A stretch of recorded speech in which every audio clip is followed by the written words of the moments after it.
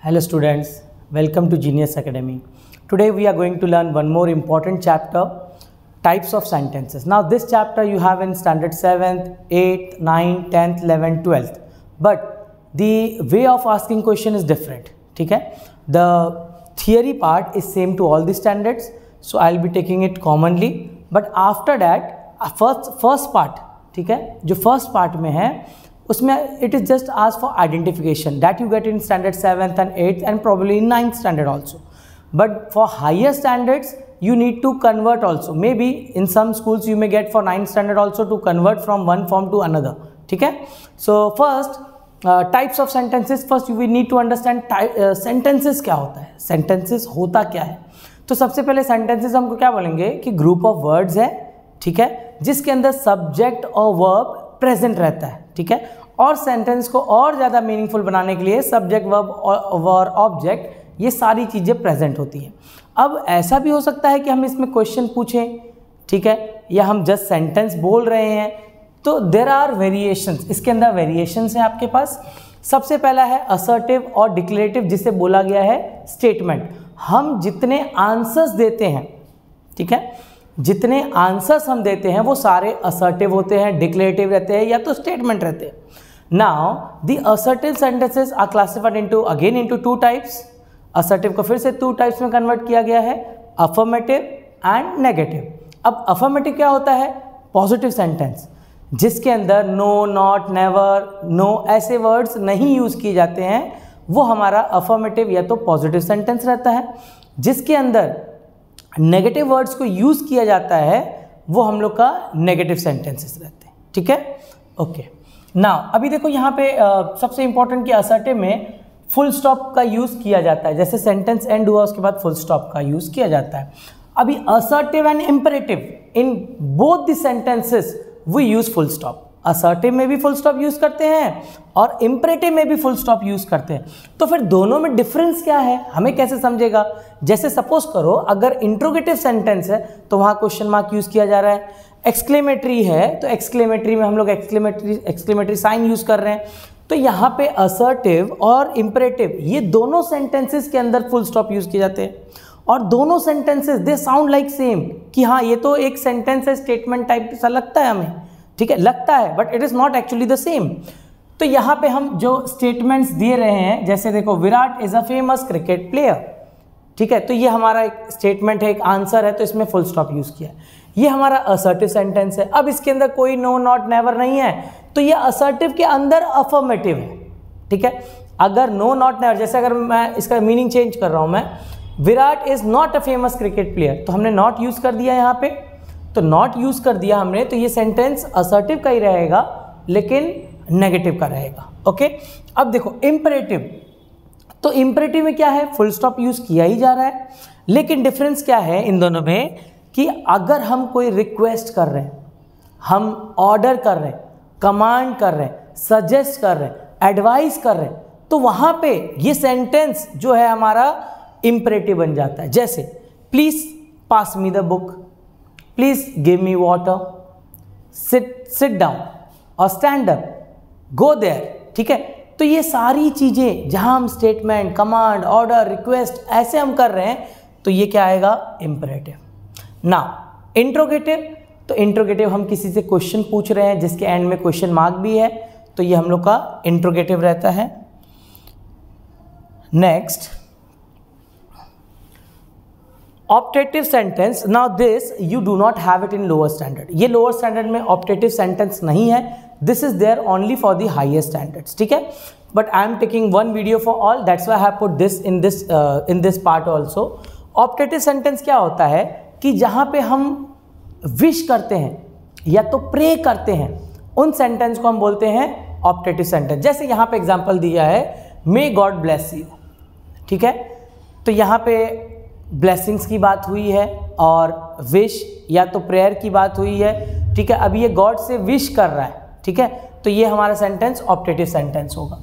Exclamatory, यहाँ पे हम अचानक से, जैसे कोई हम सडन फीलिंग शो कर रहे हैं, जैसे बहुत खुशी का या बहुत गम का. ठीक है, अब जरूरी नहीं है कि यहाँ पे वर्ड्स जैसे ये दिया एलएस, ऐसे वर्ड्स होंगे. जैसे देखो नेक्स्ट वाले में एलएस ही इज डेड, तो मुझे समझ में आता है, ठीक है, ये वर्ड्स यूज किए जाते हैं एक्सक्लेमेटरी में तो मैं पहचान जाता हूँ, बट स्टिल अगर यहाँ पे देखो नहीं यूज किया है, how beautiful the rose is, how beautiful, देखो अब हाउ पूछ रहा है कैसा, but he is not doing this for the answer, ये आंसर के लिए नहीं कर रहा है कि रोज कितना ब्यूटीफुल है, नहीं, ये अपना जो एक्सप्रेस कर रहा है, अपना जॉय, अपना जो फीलिंग्स है कि जो कितना ब्यूटीफुल है उसको वो एक्सप्रेस कर रहा है, ठीक है, तो इसे हम क्या बोलेंगे, एक्सक्लेमेटरी सेंटेंस। और ये सडन फीलिंग रहता है जो हम एक्सप्रेस करते हैं, जैसे हमने कोई बहुत अच्छा, सपोज किसी का मार्क्स आया और हमने मार्क्स देखा, वाह बहुत अच्छे मार्क्स आए हैं आपके, तो यहाँ हम जो फीलिंग्स को एक्सप्रेस कर रहे हैं,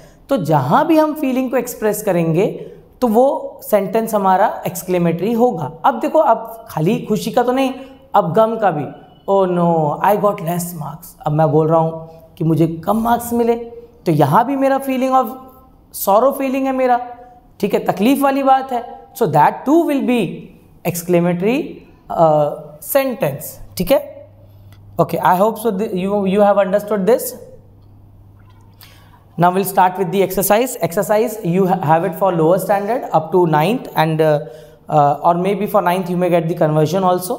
So the identification is very simple. Identification काफ़ी simple है. Now I felt his breath on my hand. देखो अभी ना sentence सिर्फ read नहीं करो, you understand the meaning of the sentence also, sentence का ना मीनिंग भी आपको अंडरस्टैंड करना ज़्यादा ज़रूरी है। जैसे I felt his breath on my hand, तो देखो हम, मुझे लग रहा है कि ये एक स्टेटमेंट टाइप ही यहाँ पे बोला गया है, राइट। तो यहाँ पे अब जब ये फुल स्टॉप है और ऊपर से स्टेटमेंट टाइप बोला गया, तो मुझे ये आइडेंटिफाई करना है कि ये असर्टिव में आएगा या हमें ये इम्परेटिव में आएगा, राइट। तो ऑर्डर, कमांड, रिक्वेस्ट ऐसा कुछ लग रहा है तो इम्परेटिव है, अदरवाइज असर्टिव ही है। तो देखो I felt his breath on my mind, तो ये क्या है, असर्टिव है, असर्टिव सेंटेंस। अब असर्टिव में मुझे टाइप बोला है इसका, ठीक है, काइंड बताओ, इसका टाइप बताओ, तो असर्टिव के अंदर कौन सा सेंटेंस है ये, तो ये देखो ये मुझे दिख रहा है ये पॉजिटिव सेंटेंस है, नो नॉट नेवर कुछ भी नहीं है, तो मैं क्या लिखूंगा असर्टिव में, affirmative.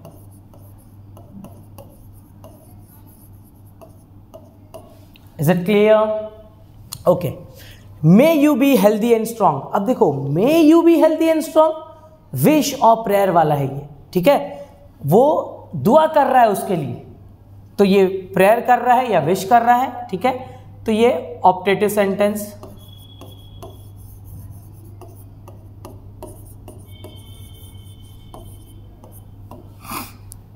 Next, whose children are they who are dying of Ebola?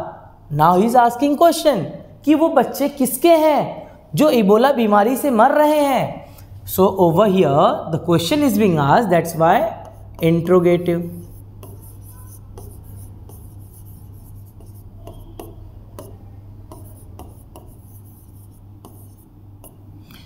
Okay, next, jeepers you scared the life out of me, तो ये मुझे दिख रहा है कि यहाँ पे हमारा क्या है, फीलिंग्स को एक्सप्रेस किए गए हैं, ठीक है, तो फीलिंग्स यहां पे एक्सप्रेस किया गया है, तो ये है एक्सक्लेमेटरी।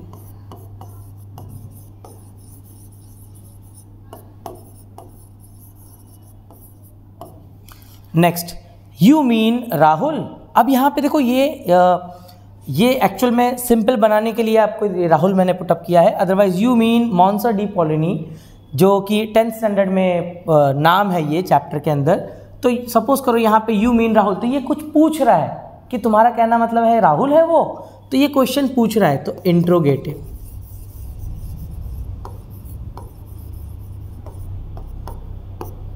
Is it clear? ठीक है, आप इसे एक बार जो मैंने थियरी ली उसे एक बार आप फिर से देखो, और एक एक क्वेश्चन, ये स्क्रीन पे questions you are getting it beforehand, आपको ये पहले आ जा रहे हैं, तो यू ट्राई इट फर्स्ट, आप पहले ट्राई करो, and if you are unable to do it then you see how I have solved it. ठीक है, फिर आप देखो कैसे सॉल्व किया गया है, but you try first by your own. Next will take 5 more questions. Don't be trapped by dogma. अब देखो यहाँ पे don't be trapped by dogma, अब हमें ऐसा लगता है ना, सुनाई देता है कि ऐसा कुछ क्वेश्चन वगैरह बोल रहा है, ठीक है, लेकिन ये हमें स्टेटमेंट बोल रहा है, ये हमें स्टेटमेंट दे रहा है। अब स्टेटमेंट दे रहा है तो बेसिकली ये हमारा असर्टिव भी हो सकता है और इम्परेटिव भी हो सकता है। लेकिन देखो ये हमें कुछ ना कुछ ये ऑर्डर दे रहा है, कोई कमांड दे रहा है, don't be trap by dogma, हमें कुछ बोल रहा है वो, ठीक है। तो ये हम लोग का होगा imperative sentence.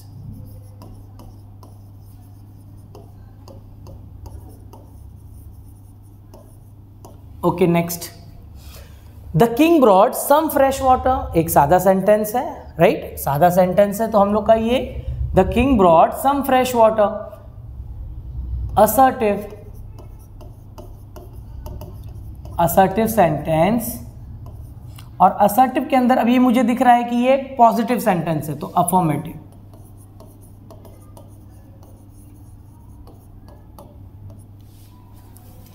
Late there be peace on earth, let there be peace on earth. अब यहां पे ये कुछ विश कर रहा है कि धरती पे शांति रहे, तो ये विश कर रहा है, तो optative sentence.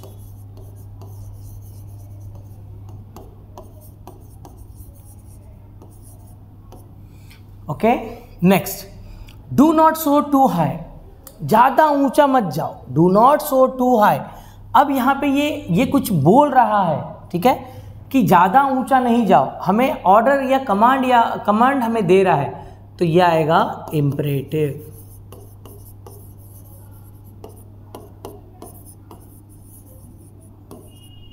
Is it okay? Next, what can I give, मैं क्या दे सकता हूं, वो पूछ रहा है, कुछ क्वेश्चन पूछ रहा है, तो ये इंट्रोगेटिव।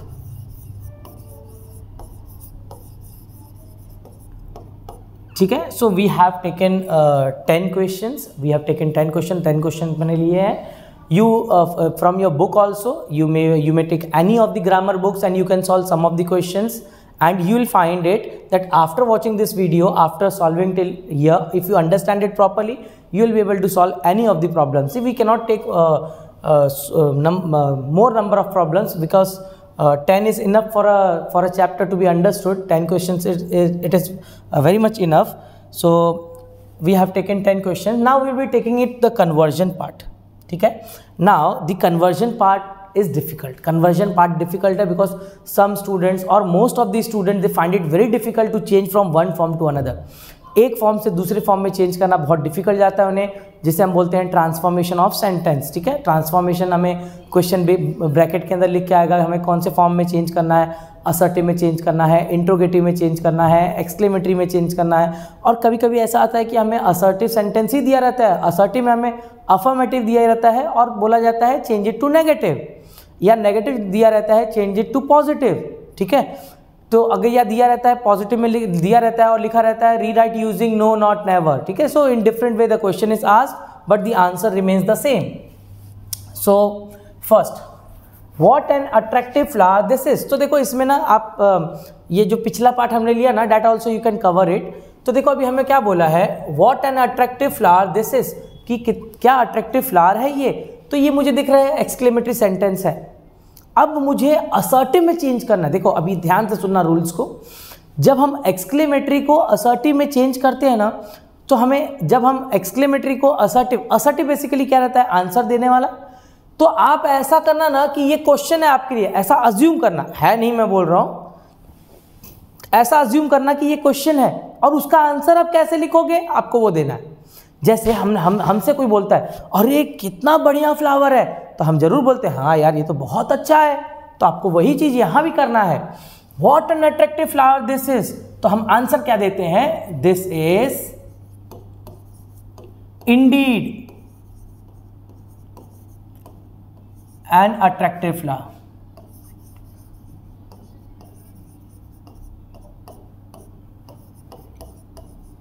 अब यहां पे इंडीड का मतलब क्या है, तो सचमुच। जैसे कोई बोलता है अरे देखो कितना बेहतरीन फ्लावर है, तो हम क्या होंगे, हाँ यार सचमुच बहुत बेहतरीन फ्लावर है। तो वो सचमुच को वर्ड हम यहाँ पे इंडीड को यूज करेंगे। ठीक है, this is indeed an attractive flower. Okay, next, the पांडेज were not even remotely related to the matter. I think this you have to change it into interrogative. आपको इसको इंट्रोगेटिव में चेंज करना है। ओके, तो अब देखो अब इंट्रोगेटिव में चेंज करना है ना, तो आपको ना इसके पहले क्वेश्चन टैग आना चाहिए। जैसे अगर हम बोलते हैं, हम क्वेश्चन बोलते हैं, क्वेश्चन टैग का आप थोड़ा सा आप रिकैप करो कि जैसे मैं बोलता हूँ कि the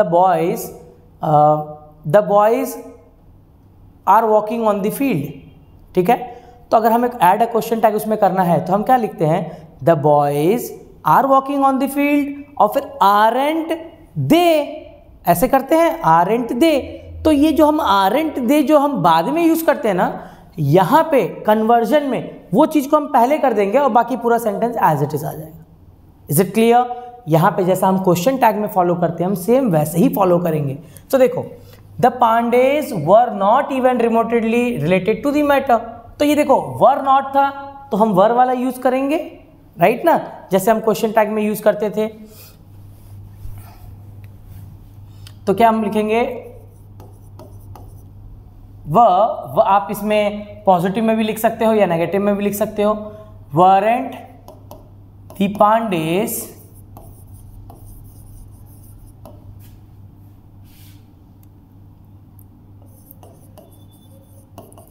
remotely related to the matter। Is it clear? ठीक है, हम वो उसको पहले यूज करेंगे, टैग को हम पहले यूज करेंगे। as soon as the teacher entered the monitor stood up to greet her। अब यहाँ पे greet मतलब वेलकम करना है। तो as soon as the teacher entered change to negative। अब देखो ये हमें सेंटेंस जो है असर्टिव में दिया हुआ है, असर्टिव वाले सेंटेंस को हमें नेगेटिव में चेंज करना है। तो ठीक है, जैसे मैंने कहा था कि हमें नेगेटिव में चेंज करना है तो इसमें नो, नॉट, नेवर, ऐसे नो वाले वर्ड्स, नहीं वाले वर्ड्स हमें यूज करने हैं। तो यहाँ पे देखो as soon as the teacher entered, so हम क्या यूज करेंगे, no sooner did the teacher entered the monitor stood up to greet her। Is it clear? ठीक है, okay. India is great country change to exclamatory. अब exclamatory हमें sudden feeling को express करना है, तो हम कैसे लिखेंगे, व्हाट अ ग्रेट कंट्री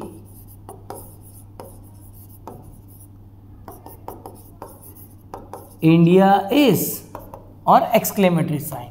तो देखो इसका आंसर, अगर हम what a great country India is, तो उसका आंसर क्या आएगा, India is indeed a very great country. Okay, तो देखो इंडिया इज ग्रेट कंट्री, ठीक है। यहाँ पे इंडीड वर्ड नहीं यूज किया उसने क्योंकि ये क्वेश्चन में दे रहा है। ओके, आया समझ में?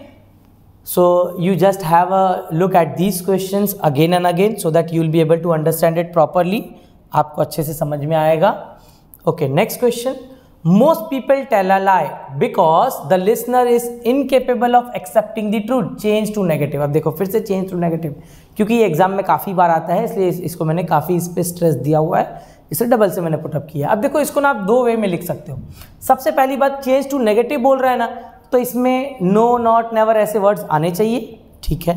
और अगर नहीं बोल रहा है, अगर वो नेगेटिव से पॉजिटिव करने भी, अफर्मेटिव करने भी बोल सकता है, तो वहाँ से हमें रिमूव करना पड़ेगा।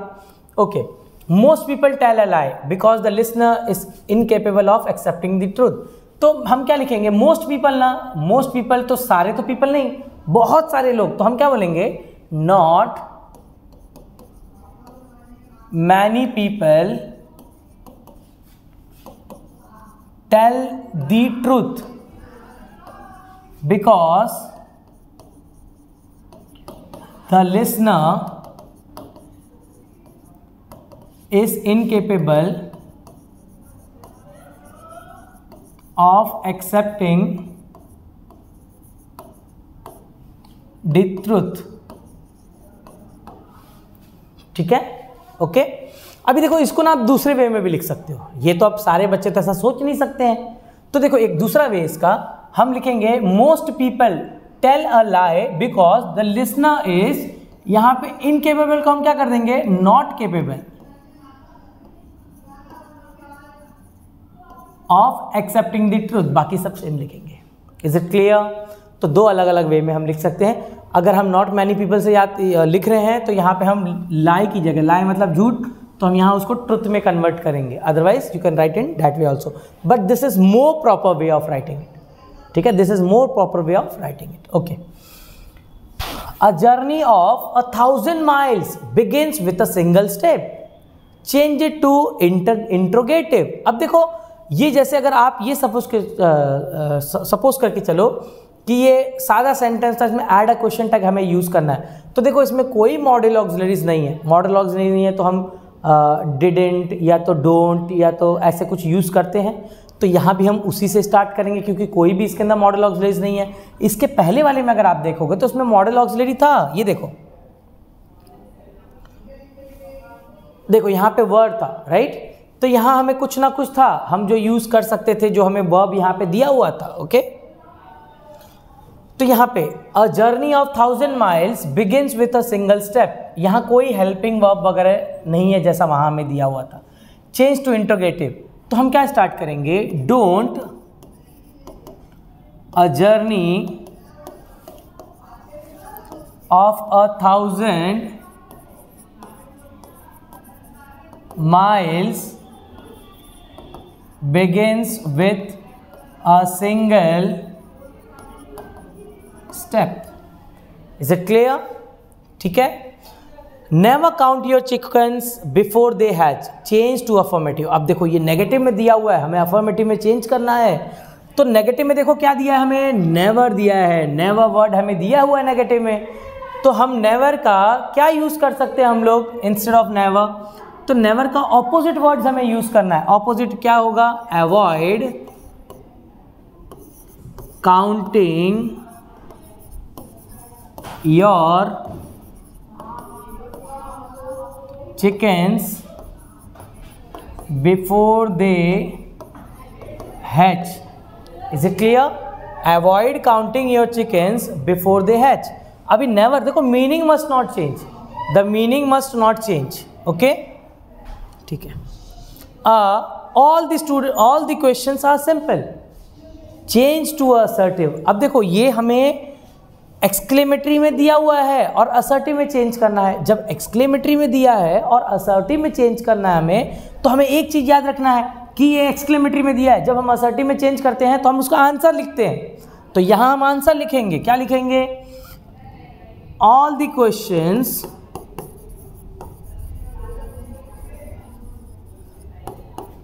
are indeed very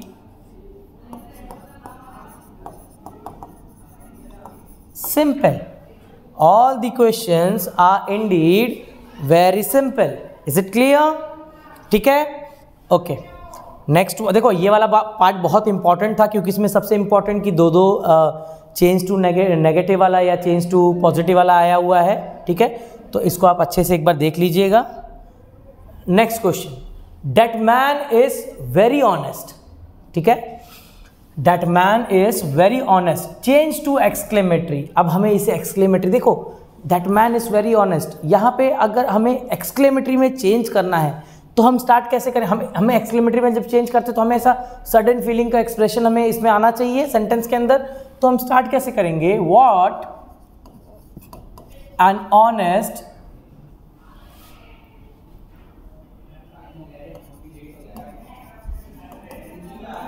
man he is, और फिर यहाँ पे एक्सक्लेमेटरी। देखो यहाँ पे मैंने एन यूज किया है क्योंकि ये हॉनेस्ट नहीं पढ़ते, हमें ऑनेस्ट पढ़ते हैं, ओ का प्रोनाउंसिएशन आता है पहले, ठीक है, एच यहाँ पे साइलेंट होता है, इसलिए हम यहाँ पे ए ई आई ओ यू अगर स्टार्ट हो रहा है तो हम एन यूज करते हैं, इसलिए मैंने एन यूज किया है, ओके, आया समझ में। Next, the richest most stylish and the educated family are our neighbours, change to interrogative, ठीक है, हमें इंट्रोगेटिव में चेंज करना है, तो देखो the richest most stylish and educated are our neighbours, ठीक है, आर यहाँ पे दिया हुआ है, तो हम स्टार्ट किससे करेंगे, are and our neighbours the richest most stylish and educated family, ठीक है। और ये यहाँ पे इंट्रोगेटिव है तो हम क्वेश्चन मार्क देंगे। Is it clear? Aren't our neighbours the richest, most stylish and educated family. जैसे हम इसे इंट्रोगेटिव में जब चेंज कर रहे हैं तो हम जो क्वेश्चन टैग का यूज़ करते हैं वही रूल हम यहाँ पे भी यूज़ कर रहे हैं, ठीक है। आपको वो याद रखना है। So I think the 10 questions are enough for you to understand the whole chapter. आप इसके क्वेश्चंस को आप घर पे you solve it at once. आप पहले ये एक बार आप पूरा वीडियो पहले आप एक बार देखिए। पूरा वीडियो जब आपका देख के हो जाएगा, you see the question and answers how I have solved it. मैंने रूल्स बोले हैं, you keep it in your mind. If you find it difficult, you watch it again and again, at least twice or thrice, so that you understand the concept. And before solving the question answers, just in your book, maybe textbook, or you may be having grammar book, just have a read at the part which is written, theoretical part, so that you'll understand the concept more properly, and then take the questions that I have taken over here, जो मैंने यहाँ लिए हैं। Screen पर पहले question आ जाते हैं। You try to solve that questions, and after solving all these questions you take your grammar book and try to solve the questions that is there in your grammar book, ठीक है। try to solve the questions also, and the solved one also and unsolved also, ठीक है। the more you practice, the more you will become perfect. And see, this questions come for 1 mark only, but each and every chapter in the grammar comes only for 1 marks, ठीक है। so you need to practice it properly. And in English paper, the grammar is the most important, because in the whole paper you will have the grammar only. It may be starting you will have with grammar, and again in between also, between the question answers you will have the grammar. So you cannot leave the grammar, and each question carries 1 or 2 marks. Each chapter carries 1 or 2 marks, but you have to solve it, and these are the simple chapters which you can solve it, okay. Thank you very much.